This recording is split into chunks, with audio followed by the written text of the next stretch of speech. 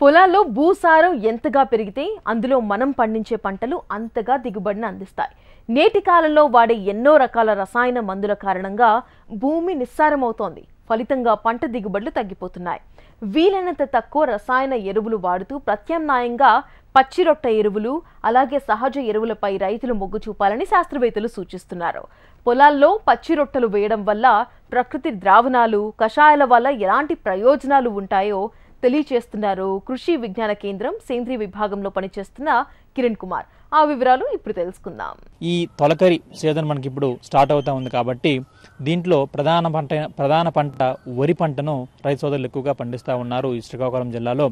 అందుకు గాను రైతు సోదరులు వేసవి కాలంలో లోతు దుక్కులు చేసుకున్న తర్వాత సుమారుగా 4 నుంచి 5 టన్నుల ఈ FIM అంటాం, దీన్నే పశువుల ఎరువు అంటాము. ఈ పశువుల ఎరువుని వెయ్యాలి.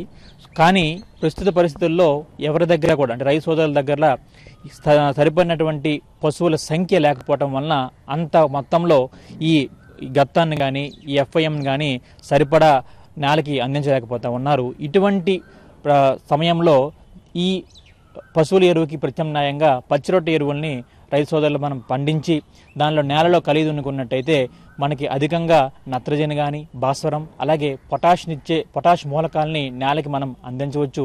దీనితో పాటు మనకి చాలా ఉపయోగాలు కూడా ఈ పచ్చిరొట్ట ఎరువుల్ని పండించి కలిగి ఉండటం వలన అధిక దిగుబడులు కూడా సాధించవచ్చు. దీనికి ప్రధాన కారణం భూమి తాలూకా భౌతిక, రసాయనిక అలాగే మన జీవన లక్షణాలు అనేవి అలాగే కారకాలు అనేవి చాలా వృద్ధి చెంది అధిక దిగుబడిని పంటల్లో అందించడానికి అవకాశం అనేది ఉంటుంది. ఈ పచ్చిరొట్ట ఎరువులు అనేవి ముఖ్యంగా 2 రకాలుగా సాగు చేసి మనం 2 విధాలుగా కూడా చేయొచ్చు. అందులో మొదటిది పచ్చిరొట్ట ఎరువుల్ని మనం విత్తనాల ద్వారా వేసి నేలలో కలిదునడం ఒక పద్ధతి. రెండవ పద్ధతి ఈ కానుగ కానీ, వేప కానీ, జిల్లేడు కానీ, సో ఇటువంటి సుబాబులు కానీ వీటి తాలూకా లేత ఆకులు అలాగే లేత కొమ్మల్ని విరిచి పొలంలో వేసి కలిదునడం అనేది ఒక పద్ధతి. ఈ విధంగా 2 రకాలుగా కూడా ఈ పచ్చిరొట్ట ఎరువుల్ని మనం నేలకి అందించవచ్చు. అయితే ఇందులో మనకి ఈ మధ్య కాలంలో ఈ సేంద్రియ వ్యవసాయము, ప్రకృతి వ్యవసాయం వచ్చిన తర్వాత నవధాన్యాలు వేసి మనం కలిదున్నడం అనేది కూడా ఒక పద్ధతి అవలంబనలోకి వచ్చింది. అందులో ప్రధానంగా కూడా 9 రకాల దినుసుల్ని విత్తనాలని మనం కలిపి మనం 1 ఎకరాకి జల్లి 40 నుంచి 45 రోజుల వయసు ఉన్నప్పుడు ఈ పైరుని మనము ఈ నేలలో కలిగి ఉండటం వలన నేలకి సరిపడినటువంటి పోషకాలు అందించడమే కాకుండా భూమి తాలూకా భౌతిక రసాయనిక లక్షణాలు అనేవి కూడా మెరుగుపరిచి అధిక దిగుబడులు అనేవి సాధించగలుగుతూ ఉన్నారు శ్రీకాకుళం జిల్లా రైతులు. సిక్కోలు జిల్లా వ్యవసాయ ఆధారిత జిల్లా. ఇప్పటికే రైతులు ఖరీఫ్కు సిద్ధమవుతున్నారు. ప్రతి ఏటా ఈ జిల్లాలో 50,000 ఎకరాల వరకు ప్రకృతి సేంద్రియ వ్యవసాయం చేస్తున్నారు. అయితే ఈసారి కృషి విజ్ఞాన కేంద్రం ప్రకృతి వ్యవసాయ శాఖలు దీనిని మరింత పెంచేలా చర్యలకు ఉపక్రమించారు. ఇక్కడి ప్రాంత రైతులు వరిని కూడా పెద్ద మొత్తంలో సాగు చేస్తారు. వరి నాటే ముందు అలాగే వరి నాటి పంట చేతికి వచ్చే వరకు ప్రకృతి వ్యవసాయ విధానంలో ఘన, ద్రవ జీవామృతాలు ఏ విధంగా అందించాలో తెలియజేస్తున్నారు వ్యవసాయ అధికారి కిరణ్ కుమార్. ఆ వివరాలు మీకోసం. పచ్చిరొట్ట ఎరువులు కలిదున్నిన తర్వాత మనకి రైతు సోదరులు ఈ వరి వేసుకున్న రైతు సోదరులందరూ కూడా 25 రోజుల వరకు నారు పెంచి ఆ పెంచినటువంటి నారుని ప్రధాన పొలంలో నాటుకున్నట్టయితే మనకి నారు ఆరోగ్యవంతంగా ఉండటమే కాకుండా వేగంగా ఎదిగి అలాగే తిరిగి ఎక్కువ పిలకలను కూడా రావడానికి ఆస్కారం ఉంటుంది. అలాగే దీంట్లో భాగంగానే ఈ సేంద్రియ వ్యవసాయంలో కానీ ప్రకృతి వ్యవసాయంలో కానీ చేసినప్పుడు ఈ రసాయనిక ఎరువుల మీద ఎక్కువగా ఆధారపడకుండా ఏదైతే మనకి ప్రకృతి పరంగా అంటే కౌ బేస్డ్ ప్రొడక్ట్స్ అంటాం అన్నీ కూడా, సో వాటిని గో ఆధారిత అన్ని పదార్థాలను వాడి మనము అధిక దిగుబడులను కూడా సాధించవచ్చు. అందులో ప్రధానమైనది జీవామృతం తయారీ. ఆ జీవామృతంలో ద్రవ జీవామృతం అనేది మనం ప్రధానంగా వరి పంట వేసినప్పుడు 6 నుంచి 7 సార్లు అంటే ప్రతిసారి నీటి తడి పెట్టిన ప్రతిసారి కూడా ఒక 200 లీటర్లు అనేది ద్రవ జీవామృతం మనం విడిచిపెట్టినట్టయితే మొక్కకి అధిక పోషకాలు అనేవి అంది మనకి ఎక్కువ దిగుబడి అనేది రావడానికి అవకాశం ఉంటుందండి. ఈ ద్రవ జీవామృతం తయారీ చాలామంది రైతు సోదరులు కూడా చేస్తూ ఉన్నారు. వాటి గురించి మళ్ళీ ఇంకొకసారి మనము చూసుకున్నట్టయితే ఒక 200 లీటర్ల డ్రమ్ తీసుకొని ఆ 200 లీటర్ల డ్రమ్లో ఒక 180 వరకు కూడా నీటిని తీసుకొని దాంట్లో ఒక 10 కేజీల వరకు పేడని, అలాగే ఒక 5 నుంచి 10 లీటర్ల వరకు ఈ కౌ తాలూకా మూత్రాన్ని, గోమూత్రాన్ని కూడా వేసి దాంట్లో ఒక 2 కేజీల శనగపిండి, అలాగే 2 కేజీల బెల్లం, ఒక పిడికెడు పుట్టమన్ను వేసి ఒక సర్వీదిశలో మనం రోజుకి 2 సార్లు తిప్పుకున్నట్టయితే ఒక 4 రోజుల్లో మనకి ఈ జీవామృతం అనేది తయారవుతుంది. ఈ తయారైనటువంటి జీవామృతాన్ని నీటి తడి ఇచ్చిన ప్రతిసారి కూడా ఒక డ్రమ్ముడు, అంటే ఒక 200 లీటర్ల ఈ జీవామృతాన్ని మనం ఇచ్చినట్టయితే వరిలో అధిక దిగుబడులు అనేవి సాధించవచ్చు. అలాగే ఘనజీవామృతం కూడా తయారు చేసుకోవచ్చు అండి. ఈ ఘనజీవామృతంలో ప్రధానంగా కూడా వాడేది ఈ ఆవు తాలూకా పచ్చి పేడని, అలాగే ఈ బెల్లాన్ని, శనగపిండిని, ఈ పుట్టమన్నని కలిపి దీనిని మనం ఒక ఉండలుగా చేస్తాం. పెద్ద పెద్ద ముద్దలుగా చేసి వాటిని నీళ్ళలో ఆరబెట్టి, ఈ నీళ్ళలో ఆరబెట్టినటువంటి ఈ ఘనజీవామృతాన్ని ఈ నేలకి మనం ఈ సమ్మర్ అంటే ఈ వేసవి దుక్కులు చేస్తున్నప్పుడే సమానంగా వెజ్జల్లుకొని నేలలో కలిదున్నుకోవచ్చు అండి. సో ఈ 2 ద్రవజీవామృతం అలాగే ఘనజీవామృతం అనేది ఈ నేలకి అంటే సారాన్ని పెంచడమే కాకుండా ఈ పోషకాలను కూడా ఎక్కువగా అందిస్తూ ఉంటుంది. వీటిని వాడటం వల్ల, ఈ రెండింటిని వాడటం వల్ల ప్రధానంగా మనకి నేలలో ఈ మనకి మొక్కకు ఉపయోగపడినటువంటి బ్యాక్టీరియా అనేది ఏదైతే ఉంటుందో జీవరాశుల సంఖ్యని పెంచుతుంది. దాన్ని మైక్రోబియల్ కౌంట్ అంటాము. ఆ మైక్రోబియల్ కౌంట్ పెరగడం వలన ఏవైతే మనకి నేలలో ఉండిపోయినటువంటి అంటే మిగిలినటువంటి అలాగే స్థిరీకరించబడినటువంటి మూలకాలు ఏవైతే ఉంటాయో వాటన్నిటినీ కూడా మొక్కలకి అందుబాటులోకి తీసుకొచ్చి ఎక్కువ కాలం మొక్కకి అందుబాటులోకి తీసుకొస్తూ ఉంటుంది. అలాగే ఈ మనం పోషకాల విషయానికి వచ్చినట్టయితే ఈ రెండింటి అంటే ద్రవజీవామృతాన్ని అలాగే ఘనజీవామృతం వాడుకుంటూ ఉంటాం. అలాగే ఈ చీడపీడల నివారణకి కూడా మనకి కషాయాలు అనేవి చాలా ఎక్కువగా ఉన్నాయండి. అందులో ఈ నియమాస్త్రం కానీ, బ్రహ్మాస్త్రం కానీ, అగ్నాస్త్రం కానీ, దశపత్ర కషాయం కానీ వీటిని వాడి మనం అన్ని రకాల పురుగుల్ని, తెగుల్ని సమర్థవంతంగా అరికట్టవచ్చు. ఈ సేంద్రియ విధానంలో కానీ అలాగే ఈ ప్రకృతి వ్యవసాయం విధానంలో కానీ ఈ కషాయాలు అలాగే ఈ జీవామృతాల తాలూకా ప్రాధాన్యతే ఎంతో ఎక్కువగా ఉంటుంది. అందుకని రైతు సోదరులు ఈ విషయాన్ని జాగ్రత్తగా దృష్టిలో ఉంచుకొని ఎవరైతే ఆవు ఉంటుందో, మన రైతు సోదరుల దగ్గర ఎవరైతే ఆవు ఉంటుందో ఆ ఆవు ఉన్న ప్రతి ఒక్కరూ కూడా ఈ ప్రకృతి వ్యవసాయాన్ని చాలా సునాయాసంగా చేయొచ్చండి. దాంట్లో ప్రధానంగానే ఈ 2 ఈ జీవామృతం తయారనేది ప్రతి రైతు సోదరులు తన ఇంటి దగ్గర ఉన్నటువంటి రిసోర్సెస్తో చాలా చక్కగా చేసుకోవచ్చు. ఎటువంటి రసాయనిక ఎరువులు వాడకుండానే మనకి ఏదైతే మన రసాయనిక ఎరువుల మీద పెట్టుతున్నటువంటి ఖర్చు అనేది కంప్లీట్గా తగ్గిపోయి ఈ జీవామృతం వాడటం వలన మనకి అధికంగా నికరాదాయం కూడా వస్తుంది. అలాగే ప్రాడ్యూస్లో మనము ఉత్పత్తులు వస్తూనే ఉన్నాయో వ్యవసాయ రంగం నుంచి అవన్నీ కూడా నాణ్యమైనటువంటి ఉత్పత్తులు రావటం వలన మార్కెట్లో అధిక గిరాకీ కూడా ఉంటుందండి. సో దానివల్ల ఏమవుతుందంటే రైతు సోదరులకి నికర ఆదాయం కూడా పెరుగుతుంది.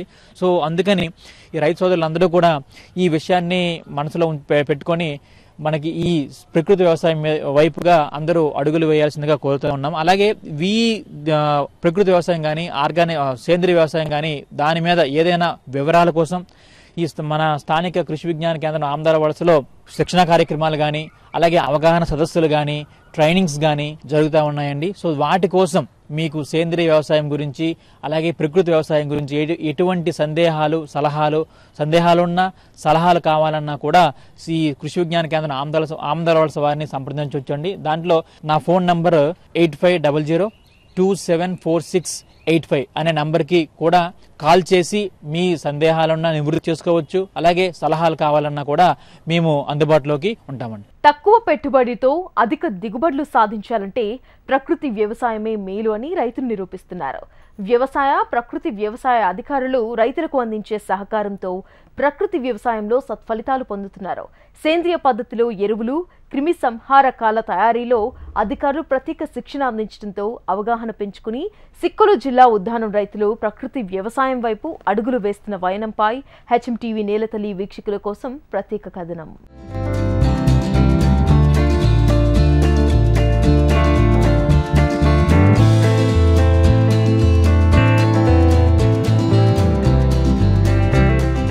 మధ్యన రాయగడ, పార్వతీపురం వెళ్ళడం జరిగింది. అక్కడ ఈ ప్రకృతి వ్యవసాయం పద్ధతులు చూసి అని చేసి ఇంప్రెస్ అయ్యాను. అయిన తర్వాత నాకున్న ఎకరాన్నర పొలంలో చేద్దామని మొగ్గు చూపించడం. ప్రకృతి వ్యవసాయం తాలూకా ఫీల్డ్ మేనేజర్ శివానందం గారు పరిచయం అవ్వడం, వాళ్ళ టీం వచ్చి నాకు సజెషన్ ఇవ్వడం, నాకు ఇంకా బలం వచ్చింది. బలం వచ్చిన తర్వాత అప్పుడు డ్రిప్ కోసం అప్లై చేయడం, డ్రిప్, మల్చింగ్, మోటార్లు కొనిసి ఈ వ్యవసాయం స్టార్ట్ చేద్దామని ఏప్రిల్ 2న మొట్టమొదటి బెండ విత్తనాలు స్టార్ట్ చేయడం జరిగింది. ముహూర్తం ప్రకారం చేస్తే ఈ రోజుకి బెండ కాపుని నేను మార్కెట్లోకి పంపించడం జరిగింది. నేను బెండ, బీర, వంకాయ, కాకర, స్వీట్ కార్న్, గోంగూర, మిర్చి ఈ వివిధ పద్ధతుల ప్రకారం వాళ్ళ సూచనల ప్రకారం నేను నాటడం జరిగింది. పిండి రాలకుండా పువ్వు కోసం, బలం కోసం పంచగవ్యం తయారు చేయండి అని చెప్పాడు. ఎలా అంటే మా ఫీల్డ్ పక్కనే శివాలయం ఉంది. సో శివాలయంలో అభిషేకాలు అన్నిటినీ ఒక డబ్బా పెట్టుకొని లాగి అన్ని చేసి రోజుకి ఒక 10 లీటర్లు 15 లీటర్ రావడం వస్తుంటే అందులో నేను వాళ్ళు చెప్పిన ప్రకారం ఏంటంటే అరటిపళ్ళు, ఈతకళ్ళు, ఆవు పేడ, ఆవు వచ్చ అన్నీ కలిపేసి పంచగవ్యం కూడా తయారు చేయడం జరిగింది. అది కూడా పూతకి చాలా సాయం చేసింది. ఒకటి ఏంటంటే నీమాస్త్రం అన్నారు. నీమాస్త్రం తయారు చేయడానికి వేప ఆకుని గుండగా కొట్టి దాంట్లో పేడని, ఆవు మూత్రాన్ని, నీటు కలిపి వారం రోజులు ఇస్తే అలాగా కరిగిపోయి అది ఒక లిక్విడ్ లాగా తయారవుతుంది. దాన్ని వడగట్టి స్ప్రే చేస్తే మేమేంటంటే స్ప్రే చేసినప్పుడు ఇంకా బాగుంటుంది అని కుంకుడు రసం కూడా దాంట్లో కలిపాం. దానివల్ల పట్టి చేసి మొత్తంగా పురుగు అన్నది పూర్తిగా వదిలింది. అలా చేస్తే వాళ్ళు ఒకదాని మీద ఒకటి నాకు నేర్పించడం అనుకోండి, దగ్గరుండి చేయించడం అనుకోండి జరుగుతుంది. కాబట్టి నేను ఇవాళ హీరో తయారయ్యాను అనుకోండి, ఏదనుకోండి వాళ్ళే. శ్రీకాకుళం జిల్లా ఉద్దాన ప్రాంతం అంటే కొబ్బరి, జీడి, మామిడి పంటలకు ప్రసిద్ధి. లేదంటే వరి పంటలు, ఇతరాతర పంటలు మాత్రమే వేయడం ఆనవాయితీ. నిరుపయోగంగా ఉన్న భూములు ఉద్దాన ప్రాంతంలో ఎక్కువగా ఉండడం చేత అధికంగా పశువుల పెంపకం జరుగుతోంది. అలాగే ఇక్కడ పొలాల్లో ఎక్కువగా ఔషధ మొక్కలు ఉండడంతో ప్రకృతి వ్యవసాయ అధికారులు ఉద్దానంలో పర్యటించి సుమారు 10,000 ఎకరాలలో సుమారు 4,000 మంది రైతులను ప్రకృతి వ్యవసాయం వైపు అడుగులు వేయించారు. ఇక ముందు కూడా మరింత మంది రైతులను ప్రకృతి వ్యవసాయంలోనికి వచ్చే విధంగా కృషి చేస్తున్నట్టు చెబుతున్నారు. సుమారు 2 ఎకరాల ల్యాండ్. ఈ 2 ఎకరాలు ఉద్యాన పంటలు అనేవి వేయించడానికి చెప్తూ మోటివేషన్ చేయగన అతనికి ఘనజీవామృతం తయారు చేయించడం జరిగింది. ఘనజీవామృతాన్ని తయారు చేస్తూ అతనికి కోకో ఫిట్టు అందుబాటులో ఉండడం వల్ల కోకో ఫిట్టుని ఘనజీవామృతము భూమిలో వేయించి బోధుల్లా తయారు చేయించడం జరిగింది. ఆ బోధుల్లో మొట్టమొదటిగా అతను గోంగూర, బెండ, మొక్కజొన్న, బరబాటి, బీర, కాకర, ఆనప, గోరుచిక్కుడు, గుమ్మడి మరియు తోటకూర చుట్టుపక్కల మధ్యలో మన బంతి వేయించాం సార్. ఈ రకంగా అతనికి ఒక్కొక్క వెరైటీకి సుమారుగా ఇవన్నీ వేయడానికి విత్తనాల కాస్ట్లు 1,800 రూపాయలు అయినాయి సార్. స్వయంగా 1,800 రూపాయలు పెట్టి విత్తనాలన్నీ అతను స్వయంగా తెచ్చుకొని కొన్ని నారు పోయించుకొని కొన్ని నాటడం అనేది జరిగింది. ఈ పంట ఇప్పుడు వేసిన పంట 4వ నెల 2వ తేదీ నుంచి వేయడం జరిగింది. 4వ నెల 2వ తేదీ నుంచి ఆకుకూరలు వచ్చేమో 30 రోజులకే స్టార్ట్ అయినాయి సార్. గోంగూర 30 రోజులు స్టార్ట్ అయ్యి గోంగూర వచ్చేమో కిలో వచ్చేమో 25 రూపాయల లెక్క అమ్ముతున్నారు. ఇప్పటికీ 2 మాసాలు అయింది. ఈ 2 మాసాల వ్యవధిలో అతను వచ్చేమో గోంగూర సుమారుగా 5 టెర్ములు కటింగ్ చేయడం జరిగింది. పూర్తిగా 5 టెర్ములకి 1,500 నుంచి 1,800 రూపాయలు వచ్చింది. ఇకపోతే 45 రోజులకి బెండ స్టార్ట్ అయింది. ఒక రోజుకి 5 నుంచి 8 కేజీలు 10 కేజీలు వస్తుంది. కిలో వచ్చేమో 50 రూపాయలు పెట్టి అమ్ముతున్నారు. మొత్తము అతను ఫీల్డ్ దగ్గర నుంచే మార్కెటింగ్ చేసుకుంటున్నారు. అదేవిధంగా 50 రోజులకి బీర స్టార్ట్ అయింది. బీర వచ్చేమో రోజుకి 3 కేజీల నుంచి 5 కేజీలు స్టార్ట్ అయినాయి. ఇకపోతే బరబాటి స్టార్ట్ అయింది. బరబాటి రోజుకి 3 కేజీల నుంచి 10 కేజీల వరకు వస్తున్నాయి. అదేవిధంగా మన దోస కూడా స్టార్ట్ అయింది. దోస వచ్చేమో 7 నుంచి 10 కేజీలు వస్తున్నాయి. దోస కేజీ 80 రూపాయలు, బీరకాయల కేజీ 70 రూపాయలు, బరబాటి కేజీ వచ్చేమో 100 రూపాయలు చొప్పున మార్కెటింగ్ చేస్తున్నారు. ఇతను వాడే ఇవన్నీ ద్రవజీవామృతము, పంచగవ్య మరియు పురుగులకి తెగుళ్ళకి కషాయాలు మేము చెప్పే విధంగా క్రమము తప్పకుండా ప్రతి వారంకి 4-5 సార్లు జీవామృతము మొక్కల మొదట పైభాగాన పిచికారీ చేస్తూ ఈ విధంగా చేస్తున్నారు. సిక్కోలు జిల్లా కవిటి మండలంకి చెందిన గుప్తా అనే రైతు ప్రకృతి వ్యవసాయ అధికారుల ప్రోత్సాహకంతో 2 ఎకరాల్లో ప్రకృతి వ్యవసాయం చేస్తున్నారు. తనకున్న పొలాన్ని చిన్న చిన్న కమతాలుగా విభజించి 8 రకాల కూరగాయలను సాగు చేస్తున్నారు. మరోపక్క తాను పండించిన పంటలను స్వయంగా మార్కెటింగ్ చేసుకుంటూ లాభాలు పొందుతున్నారు. తన మొబైల్లో వాట్సాప్ గ్రూప్ క్రియేట్ చేసుకుని లభ్యమయ్యే పంట వివరాలు తెలియజేసి డిజిటల్ మార్కెటింగ్ చేసుకుంటున్నారు. మరిన్ని విశేషాలు రైతు గుప్తా వారి మాటలోనే తెలుసుకుందాం. పంట స్టార్ట్ అయిన తర్వాత మార్కెటింగ్ ఎలా చేద్దామని అనుకున్నాను. అయితే ఈ మధ్యన మొబైల్ ఫోన్ ద్వారా మార్కెటింగ్ అవుతుంది అని తెలుసుకొని దీనికి ఒక వాట్సాప్ గ్రూప్ క్రియేట్ చేశాను. చేసి నా ఫోన్లో ఉన్న నా బంధుమిత్రులకి అందరికీ అందులో యాడ్ చేస్తూ, అలాగే లోకల్ టీచర్స్ ఎంప్లాయీస్ని అందరినీ తెలుసుకొని అందరినీ యాడ్ చేయడం జరిగింది. అందులో ఏ రోజు వచ్చిన సరుకుని ఫోటో తీసి పెట్టడం జరిగింది. ఏ రోజు ఎంత వచ్చింది, ఏమేమి వచ్చాయి చెప్తే ఎవరి ఆర్డర్ వాళ్ళు ఇస్తున్నారు. అలాగే అదే దీంట్లో బెండ నాకు రోజుకి 5 నుండి 6 కేజీలు వస్తుంది. బరబటి 5 నుండి 10 కేజీల వరకు వస్తుంది. అలాగే దోసకాయ కూడా 5 కేజీలు 3 కేజీలు ఇప్పుడు వస్తుంది. సో ఆ రోజు పెట్టడం జరుగుతుంది, ఆర్డర్ వస్తుంది. నేను బెండని 50 రూపాయలకు అమ్ముతున్నాను. అయితే ఏంటంటే ఈ గ్రూప్ పెట్టడం వల్ల నాకు మార్కెటింగ్ చాలా ఈజీ అయిపోయింది. ఎవరికి చేరాలో నిమిషాల మీద చేరుతుంది ఇన్ఫర్మేషన్, దాంట్లోనే ఆర్డర్ వచ్చేస్తుంది. డోర్ డెలివరీ ఫెసిలిటీ కూడా పంపిస్తున్నాను. అది నాకు సాయంత్రం అయితే ఒక వ్యక్తిని పెట్టేసి అతను కూడా ఇప్పుడు బతుకు తెరు వచ్చింది. 4282 మంది రైతులు ప్రకృతి వ్యవసాయం పద్ధతిలో తీసుకుని ఈ రోజుకి వచ్చాం.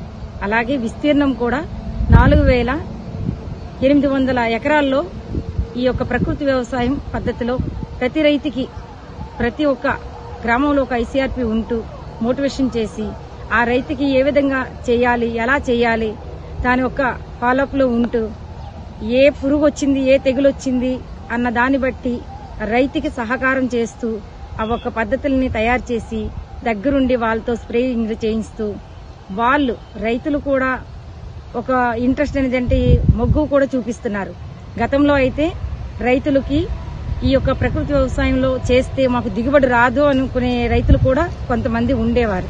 కానీ ఇప్పుడైతే ప్రకృతి వ్యవసాయంలో ఈ యొక్క పద్ధతులు ఏదైతేనో జీవామృతం, ఘనజీవామృతం, కషాయాలు, అస్త్రాలు, టానిక్ లాంటి ఒక ప్రకృతి వ్యవసాయం పద్ధతిలో చేసిన ఈ ఇన్పుట్స్ ని ఎక్కువ శాతం కూడాను వేస్తూ ఘనజీవామృతంగా అనేటప్పటికి టైప్ 2 ఘనజీవామృతం, టైప్ 1 ఘనజీవామృతం కూడా మేము తయారు చేయిస్తున్నాం.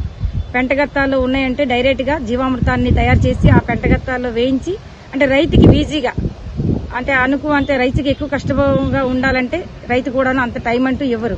కాబట్టి ఆ ఘనజీవామృతం అనేది టైప్ 2 పెంట దగ్గరికి వెళ్లి ఆ జీవామృతాన్ని వేసి, అలాగే ఒక 3 రోజులు 4 రోజుల పాటు ఆ టైప్ 2 ఘనజీవామృతం తయారు చేసి పంట మీదకి అతను వేసుకునే పద్ధతిలో చేస్తున్నాం.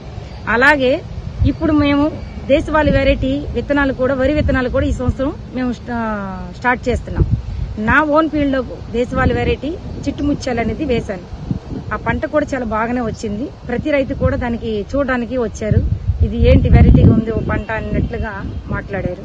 ప్రతి ఒక్కరికి కూడా మాకు కావాలన్న ఒక ఉద్దేశం ముందుకి వచ్చితే ఇప్పుడు ఈ సంవత్సరం నేను విత్తనాలు కట్టాను. ఆ విత్తనాలు అనేది ప్రతి గ్రామానికి కూడా దేశవాళీ వెరైటీ విత్తనం ఇవ్వాలనుకుంటున్నాను. అలాగే ఈ యొక్క కూరగాయలు అనేటప్పటికీ మాకు కుత్తుమ, మండపల్లి, గోకనపురం ఎక్కువ శాతం కూరగాయలు వేసే రైతులు ఉన్నారు. మీరు ఇంకోసారి మీరు చూడాలని అనుకుంటే అక్కడ కూడా ఆ గ్రామంలో రైతులతో పాటు కూడా మీకు ఇలాంటి ఒక ఫీల్డ్ని చూపిస్తానని అనుకుంటున్నాను. ఈ యొక్క రైతులకు ఒక అనుభవాన్ని, రైతుల తల ఫీల్డ్ని ఈ విధంగా మనకి వీడియో ద్వారా HMTV వారికి ప్రత్యేకంగా ధన్యవాదాలు చేసుకుంటున్నాను. ఎందుకంటే మాకు విలేజ్ లెవెల్లో ఏదైతే జరుగుతున్న ఈ యొక్క ప్రకృతి వ్యవసాయం పద్ధతుల్ని మాకు అందరికీ తెలియజేసేటట్టుగా బయటికి తీసుకుని వస్తున్నారు. కాబట్టి ప్రత్యేకంగా మా టీం తరపు నుంచి, మా ప్రకృతి వ్యవసాయ సిబ్బంది తరపు నుంచి ధన్యవాదాలు చేస్తున్నానండి.